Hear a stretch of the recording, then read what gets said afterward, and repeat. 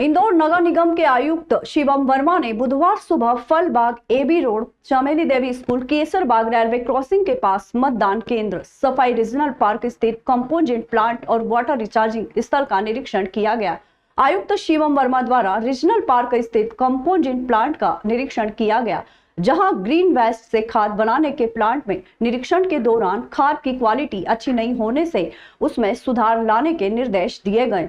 इसके बाद आयुक्त शिवम वर्मा ने अमानक पॉलीथीन के उपयोग को रोकने के साथ शहर को प्लास्टिक मुक्त शहर बनाने की दिशा में चोहित राम सब्जी मंडी का निरीक्षण किया, जहां उन्होंने मैं हूं झोलाधारी इंदौरी अभियान की शुरुआत की, जिसमें मंडी में आए लोगों को कपड़े के झोले का वितरण किया गया। आयुक्त ने लोगों से अपील भी की है कि पॉलीथीन की जगह कपड़े के झोले का उपयोग करें। नहीं करूंगा और अन्य लोगों को भी सिंगल यूज प्लास्टिक का उपयोग न करने के लिए प्रेरित करूंगा। मैं जब भी बाजार जाऊंगा साथ में कपड़े या जूट का थैला लेकर जाऊंगा। यह शहर मेरा सम्मान है और मैं अपने शहर को स्वच्छ रखने में पूरा योगदान दूंगा। श्री महाकालेश्वर मंदिर प्रबंध समिति द्वारा पूर्व में समय समय पर उत्तम जल वृष्टि के लिए पर्जन्य अनुष्ठान के आयोजन किए गए हैं। इसी तारतम्य में जन कल्याण के लिए सोमिक सुवृष्टि अग्निटोम सोमयाग का आयोजन श्री महाकालेश्वर मंदिर प्रबंध समिति द्वारा 4 मई से 9 मई 2024 तक संवत्सर चैत्र कृष्ण एकादशी से बैशाख द्वितीया तक महाकालेश्वर मंदिर प्रांगण में किया जा रहा है। यज्ञाचार्य श्री चैतन्य नारायण काले जी ने बताया कि सोम याग में देवताओं की संतुष्टि के लिए सामवेद के मंत्रों के स्त्रोत गायन, ऋग्वेद के मंत्रों के शस्त्र पाठ एवं यजुर्वेद के मंत्रों द्वारा हवि प्रदान की जाती है। 4 दिवस की यज्ञ सिद्धता के बाद 5वें दिन प्रत्यक्ष प्रधान देवता उपस्थित होकर अग्निमुख के हवि ग्रहण करते हैं, जिन यज्ञ में सोमवल्ली का क्रय होता है। इन यज्ञों को ऋतु कहा जाता है। सोम यज्ञों में 3 लोक से उत्पन्न 3 प्रकार के वेद मंत्रों का सुनियत रूप से प्रायोजन किया जाता है। वेदों में अग्निहोत्र फला वेदाह कहा गया है। अग्निहोत्र का फल सारी सृष्टि को ज्ञान देने वाले वेद को ही कहते हैं। इन अग्निहोत्रादि सोम यज्ञों का मनुष्य की कामना पूर्ति तथा सृष्टि का ऋतु संतुलन के लिए सभी संधि काल में प्रयोग होता है।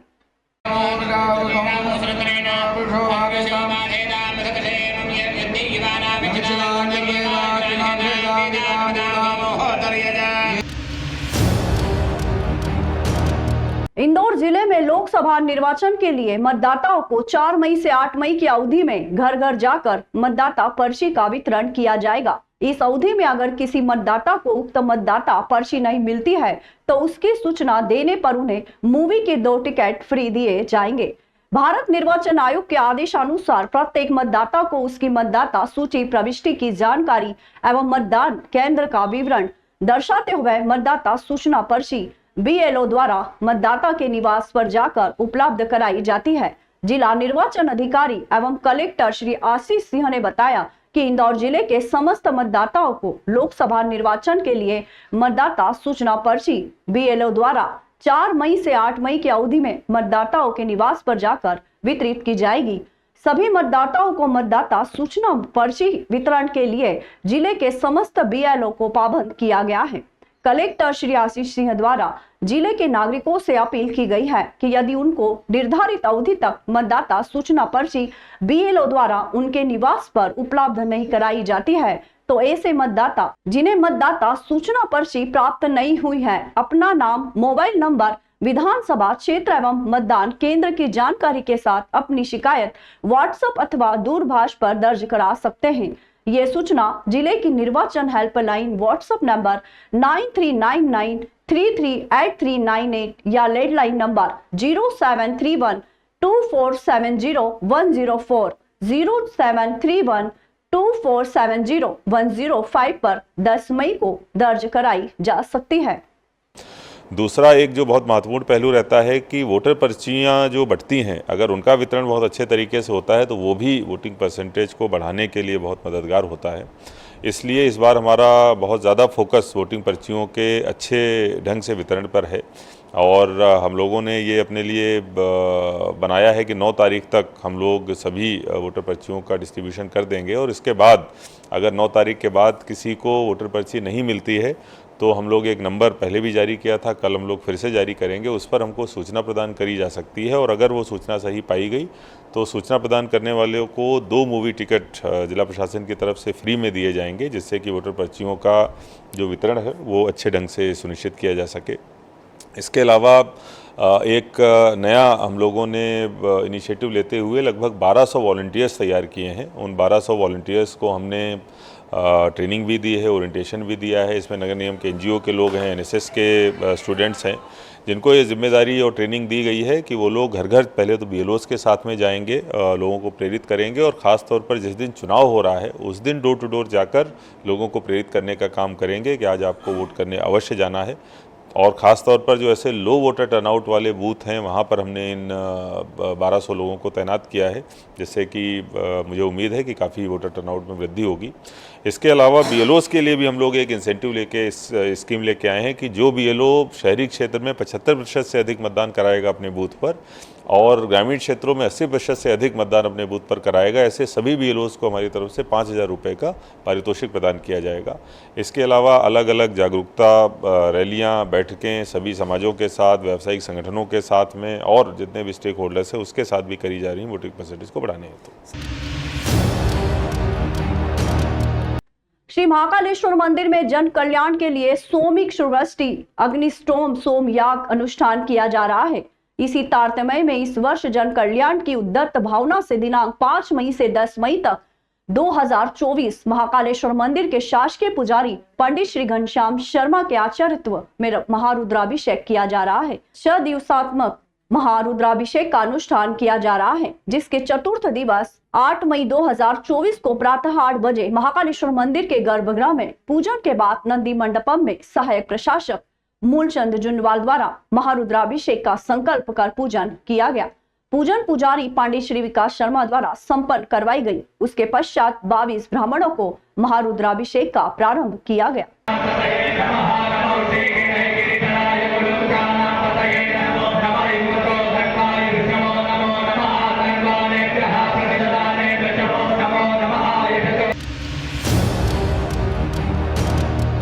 इंदौर में भले ही अब कांग्रेस चुनावी मैदान में नहीं है, लेकिन कांग्रेस को आशंका है कि अपनी लीड बढ़ाने के लिए बीजेपी बूथ कैप्चरिंग जैसी घटनाओं को अंजाम दे सकती है। इसी आशंका के मद्देनजर इंदौर में कांग्रेस के प्रतिनिधिमंडल ने जिला निर्वाचन अधिकारी आशीष सिंह को ज्ञापन सौंपा। इस ज्ञापन के माध्यम से निगम के नेता प्रतिपक्ष चिंटू चोकसे ने जिला निर्वाचन अधिकारी से मांग की है कि इंदौर संसदीय क्षेत्र के सभी मतदान केंद्रों पर सीसीटीवी कैमरे लगे। उनका कहना है कि जिन लोगों ने हमारे उम्मीदवार का ही अपहरण कर लिया है, उनके लिए बूथ कैप्चरिंग आसान है। ये कितने कलाकार हैं, सबको पता है। हर बूथ पर सशस्त्र बल तैनात किए जाए। चिंटू चोकसे का कहना है कि बताया गया है 13 मई वोटिंग के लिए खास मतदान केंद्रों पर सीसीटीवी कैमरे लग रहे हैं। हमारी मांग है कि सभी पर यह व्यवस्था की जाए। इन कैमरों की रिकॉर्डिंग का मतदान केंद्र के बाहर स्क्रीन लगाकर दिखाई जाए। बीजेपी जीत को बढ़ाने के लिए सामान्य मतदान केंद्रों पर भी बड़ी संख्या में फर्जी मतदान करा सकते हैं। शहर के 2 बड़े नेता आदरणीय कैलाश जी और आदरणीय रमेश जी ने कांग्रेस के कैंडिडेट का एक तरह से अपहरण करा, कैप्चर करा और एन शासकीय संसाधनों का दुरुपयोग करके कांग्रेस के कैंडिडेट को मजबूर करा कि वो अपना नाम वापस ले। जिस तरीके से कांग्रेस के कैंडिडेट ने नाम वापस लिया, इंदौर शहर को, कांग्रेस को, सबको कलंकित किया, इंदौर के सम्मान को, गर्व को राजनीतिक दृष्टि से कम किया। अब हमको पूर्ण रूप से संभावना है कि जिन लोगों ने नाम वापसी कराई, वो जिस तरीके से नाम वापसी हुई, इंदौर शहर में बूथ कैप्चरिंग नहीं होगी, यह हम मान ही नहीं सकते। अगर शासन प्रशासन व्यवस्थित ढंग से अपनी व्यवस्था नहीं जुटाएगा तो मान के चलिएगा कि इंदौर शहर में खबर आएगी कि इंदौर बिहार बन गया। अगर इंदौर को बिहार से बनने से बचाना है तो आपको जितने 2200 प्लस बूथ है वो सारे बूथों पे अर्धसैनिक बल, सशस्त्र बल लगे, सीसीटीवी कैमराज लगे और उन सबका पूरे शहर में 150 जगह सीधा प्रसारण हो। देखिए, कांग्रेस पार्टी के द्वारा ज्ञापन दिया गया है और उसमें जो जिस तरीके की उन्होंने मांग करी है कि कुछ उनको अंदेशा है कुछ माल प्रैक्टिसेस होने का और उसके तहत सीसीटीवी कैमरे लगवाए जाएं बूथों पे, ये उनके द्वारा मुख्य मांग रखी गई है। इस संबंध में इलेक्शन कमीशन के पहले से ही निर्देश हैं। लगभग 61% बूथों पर हम पहले से ही सीसीटीवी लगाकर वेबकास्टिंग करा रहे हैं और उसका जो लाइव प्रसारण है वो भी हमारा जो कंट्रोल कमांड सेंटर है AICTSL में, वहाँ पर उसका लगातार उसके माध्यम से उसकी मॉनिटरिंग करी जाएगी।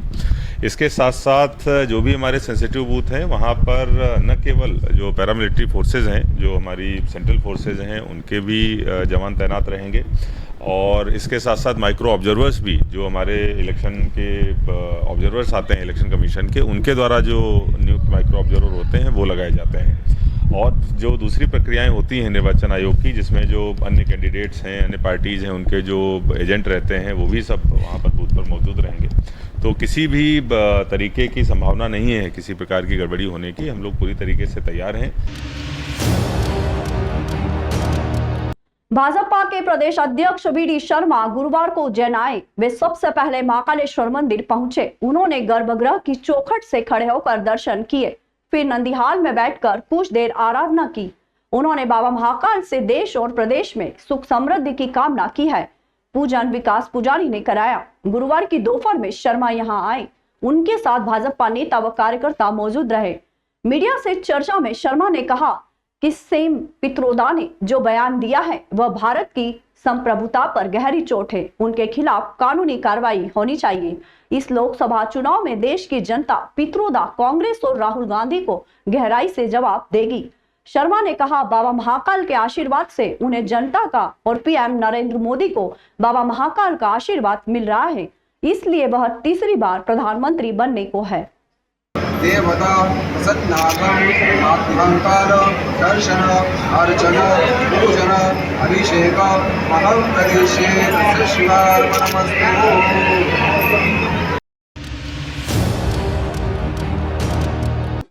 बीजेपी प्रदेश प्रवक्ता वरिष्ठ नेता गोविंद मालू का निधन। अंतिम यात्रा में शामिल होने पहुंचे मुख्यमंत्री डॉक्टर मोहन यादव।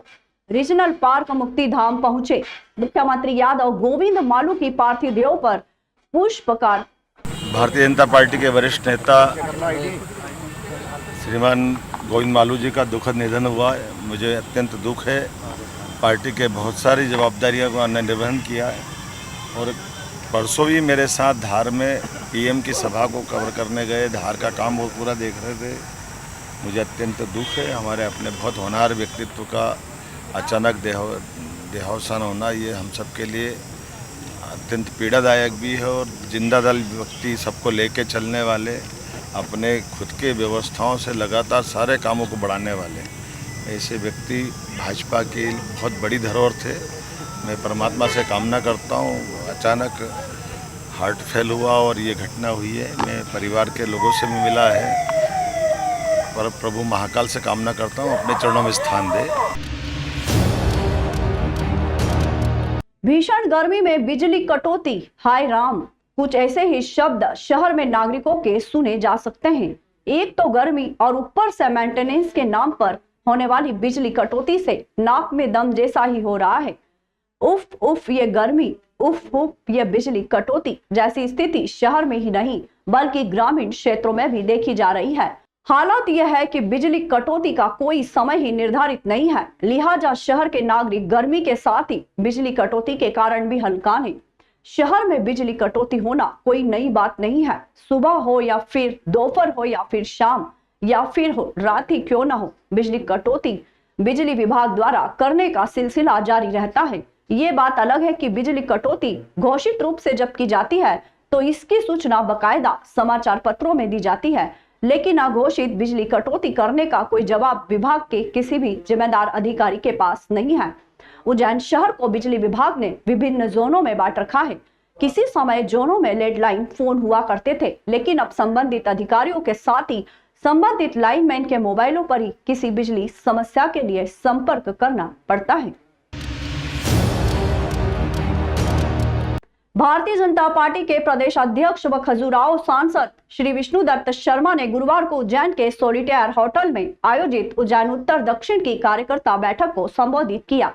बैठक में राज्यसभा सांसद श्री उमेश नाथ महाराज, सांसद प्रत्याशी अनिल फिरोजिया, विधायक अनिल जैन कालूहेड़ा, विधायक चिंतामणि मालवीय, महापौर मुकेश टटवाल, निगम सभापति कलावती यादव, नगराध्यक्ष विवेक जोशी, पूर्व विधायक पारस जैन, राजेंद्र भारती, तनवीर अहमद, वीरेंद्र कावड़िया, प्रदेश प्रवक्ता गुलरेश शेख, सनवर पटेल, संजय अग्रवाल, जगदीश पांचाल, सत्यनारायण खोएवाल एवं विशाल राजौरिया सहित पार्टी पदाधिकारी एवं कार्यकर्ता उपस्थित रहे।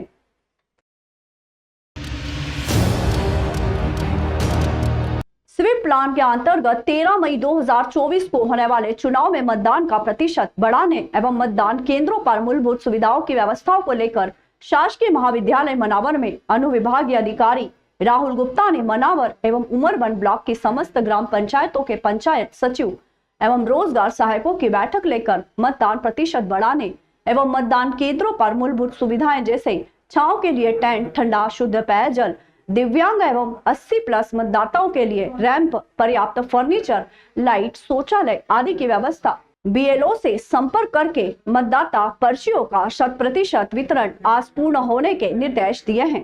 CEO जैन ने बताया कि स्वीप प्लान के तहत मतदाता जागरूकता के लिए दिनांक 9 मई को बीकानेर में ट्रैक्टर ट्रॉली तथा 10 मई को ग्राम पंचायत सिगाना में बैलगाड़ियों की रैली निकाली जाएगी।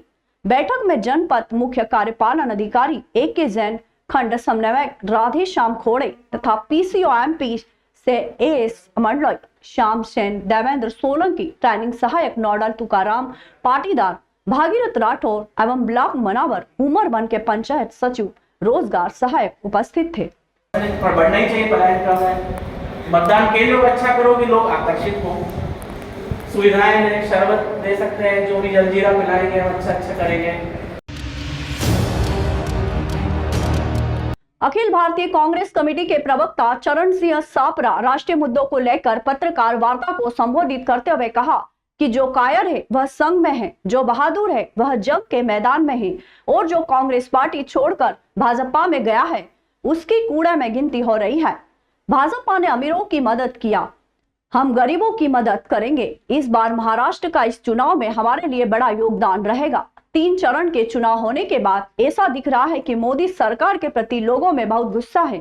इस गुस्से ने प्रधानमंत्री की और बीजेपी की नींद उड़ा दी है।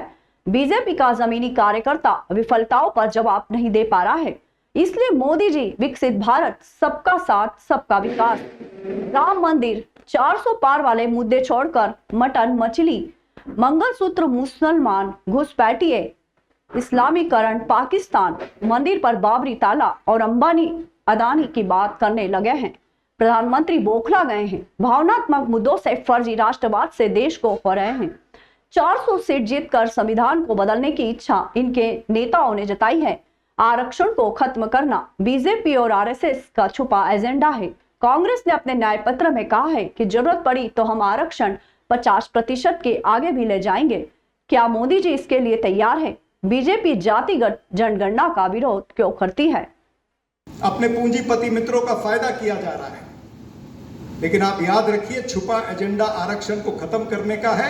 वो इस तरह से भी है कि जब जब निजीकरण होगा तब तब वो PSU के अंदर जो आरक्षित पद होते हैं वो खत्म होते जाते हैं। तो ये डायरेक्ट नहीं तो इनडायरेक्ट अटैक नरेंद्र मोदी की सरकार का आरक्षण पर हमेशा रहा है। श्री राहुल गांधी जी ने और हमारे न्याय पत्र ने तो खुलेआम कहा है कि हम जातिगत जनगणना करना चाहते हैं। भारतीय जनता पार्टी इस जातिगत जनगणना का विरोध क्यों करना चाहती है?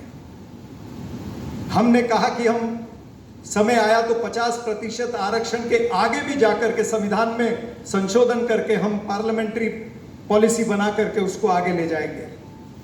लेकिन नरेंद्र मोदी ये बताएं कि वो 50% से आगे जाना चाहते हैं या नहीं जाना चाहते हैं। यानी इन सवालों का उत्तर अगर भारतीय जनता पार्टी नहीं देती है कि जातिगत जनगणना का अगर वो विरोध करते हैं और 50% से आगे नहीं जाना चाहते हैं, तो इसका मतलब सिद्ध होता है कि नरेंद्र मोदी ये आरक्षण विरोधी भी है।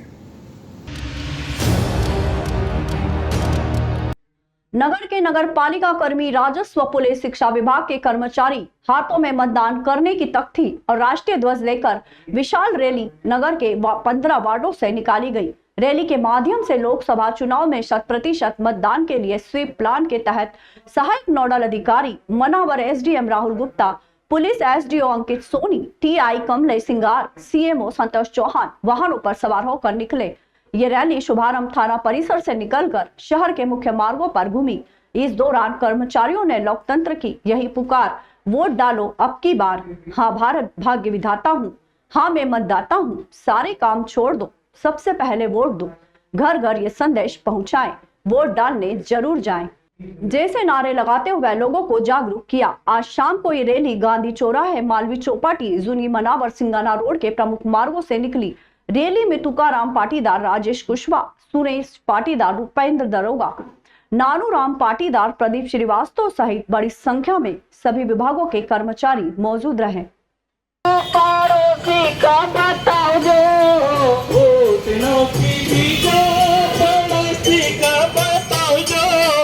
लोकतंत्र को याव छे, तेरा मई का चुनाव छे।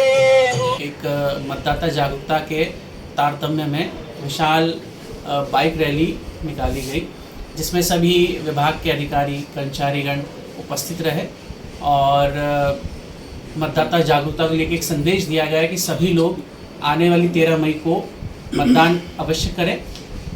एक वोट कीमती होता है और हम चाहेंगे कि इस प्रजातंत्र के महापर्व को सभी लोग बड़े उत्साह से मनाएं, जैसे हम सभी त्यौहार मनाते हैं, और सभी लोग इसमें भागीदारी अवश्य करें। देश विदेश, गांव शहर, सब पे नजर, सबकी खबर, नया रूप है, नए है रंग, सबको समेटे अपने संग। आपका अपना शहर का सपना, दैनिक अवंतिका, दैनिक अवंतिका, दैनिक अवंतिका। खेल, राजनीति, फिल्मी बातें, सब कुछ ही हम इसमें पाते। घर, होटल, ऑफिस या दफ्तर, क्लर्क, प्यून या हो फिर अफसर, सबका चहेता, सबका प्यारा, दैनिक अवंतिका, दैनिक अवंतिका, दैनिक अवंतिका।